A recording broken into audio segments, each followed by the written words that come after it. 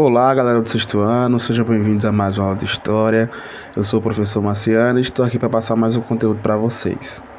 Bom, o nosso conteúdo de hoje são os povos pré-cabralinos, ou seja, os povos que habitavam o Brasil antes da chegada de Pedro Álvares Cabral.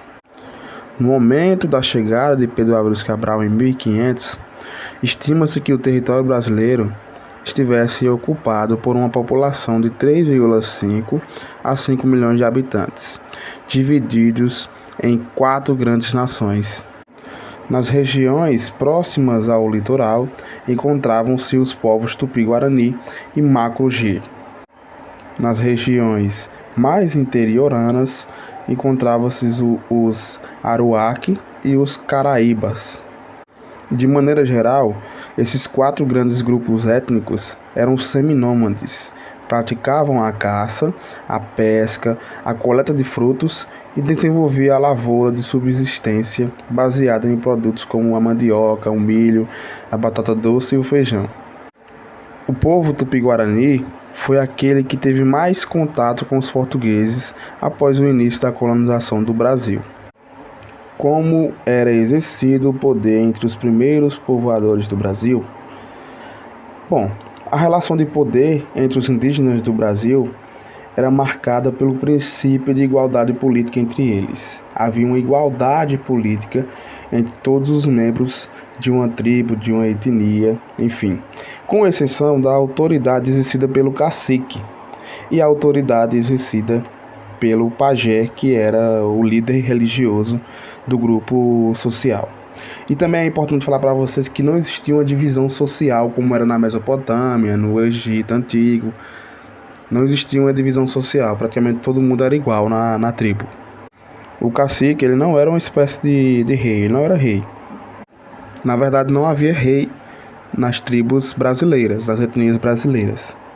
O cacique, ele era como se fosse um chefe militar, que ele ganhava seu prestígio quando ele participava de campanhas militares, quando ele ajudava no cotidiano da aldeia, também quando ele ganhava algum prestígio social, exatamente por estar ajudando e por estar também lutando nas guerras, se destacando nas guerras. Então esse cara, ele ganhava o cargo de cacique, que era como se fosse o chefe militar, como se fosse o coronel militar, né, do exército indígena, né, da tropa indígena. Então o cacique era mais ou menos isso, por isso que ele tinha um prestígio social bem avançado em relação aos outros, mas não havia uma diferença entre outro membro nas relações políticas, por exemplo. O cacique era como se fosse a lei. Ele estaria ali para decretar paz, para punir os indígenas malfeitores. Enfim, o cacique era como se fosse a lei, a polícia, o exército. Enfim, era um cargo muito importante na tribo indígena. Obviamente que hoje deve ser outro cargo, né? Não será o mesmo cargo, né? Porque com a colonização do Brasil, muitos dos cargos que eram exercidos pelos indígenas foram modificados. Apesar de não existir leis escritas aqui no Brasil, os povos antigos aqui do Brasil seguiam costumes e tradições orais baseados nos interesses coletivos e nos benefícios comuns. O pajé ou xamã era respeitado como autoridade religiosa.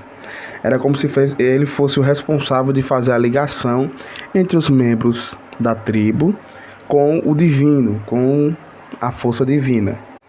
Os indígenas acreditavam no poder dos pajés de atrair a chuva, a fartura, a caça, né? A fartura na caça e a fartura na pesca também. Como viviam os povos antigos do Brasil? A família e o lar. Bom, do ponto de vista familiar, entre os antigos povos do Brasil, o casamento de um jovem guerreiro só poderia ser realizado depois que esse guerreiro capturasse um inimigo ou caçasse um animal perigoso. Então, ele só poderia casar se ele fizesse isso. Se ele não fizesse isso, ele não ia casar. E o casamento não era culturalmente uma instituição estável e duradoura. Assim, o divórcio era bastante natural. As mulheres e os indígenas se divorciavam com facilidade. e não tinha nenhum problema ou lei jurídica que fizesse com que algum tivesse algum direito, que a mulher tivesse mais direitos ou que o homem tivesse mais direito. Não, divorciava, pronto, tá divorciado.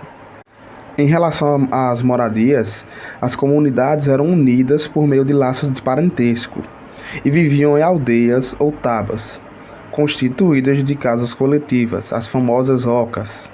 No centro das aldeias eram realizadas as festas e as cerimônias religiosas. A educação dos filhos ou a educação dos curumins, que são as crianças no Tupi-Guarani.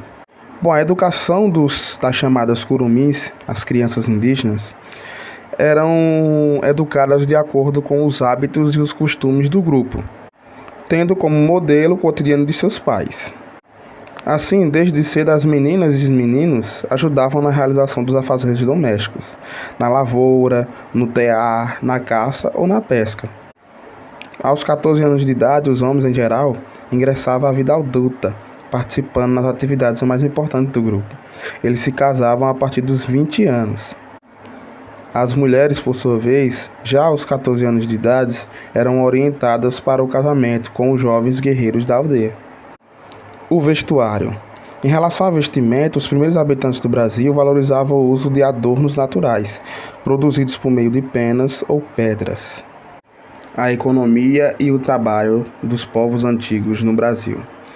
Entre os povos antigos do Brasil, a produção era obtida por meio da lavoura, da caça, da pesca e da coleta, e tudo isso era voltado à subsistência do grupo, ou seja, só para a sobrevivência do grupo.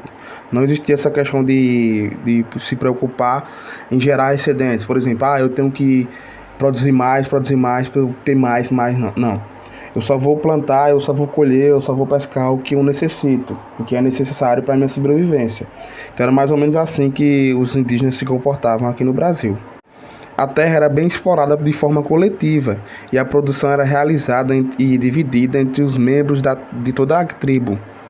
Então não existia isso de fulano de tal ter mais terra do que fulano de tal e fulano de tal ia ter mais produtos que fulano de tal. Não. Todo mundo trabalhava por igual, todo mundo colhia por igual e todo mundo ganhava os benefícios por igual. Não existia essa diferenciação de fulano de tal era rico, fulano de tal era pobre. Não, todo mundo era igual. As tarefas eram bem divididas entre os homens e as mulheres, cada grupo com suas ocupações definidas. Aos homens cabiam as preocupações com a guerra, a caça, a pesca, a construção de canoas e a realização de coivaras, isto é, técnica agrícola de preparação do solo por meio da queimada. As mulheres, além da criação dos filhos, eram atribuídas às obrigações do plantio, da colheita de frutos e de raízes, da produção ceramista, da fabricação de redes, cestos e tecidos, além da produção de alimentos e bebidas, como a farinha de mandioca e o cauim. Cauim, que é uma bebida produzida por meio da mandioca. A religião e a cultura entre os povos antigos do Brasil. Uma característica importante dos povos antigos do Brasil é que a sua crença era politeísta e seus deuses eram personificados nas forças da natureza. Por exemplo, para cada característica da natureza, por exemplo, o vento, a água, o fogo, a árvore, tudo isso era um deus que ficava responsável de cuidar dessa questão. Existia o deus da água, o deus das árvores, o deus das plantas, o deus do sol.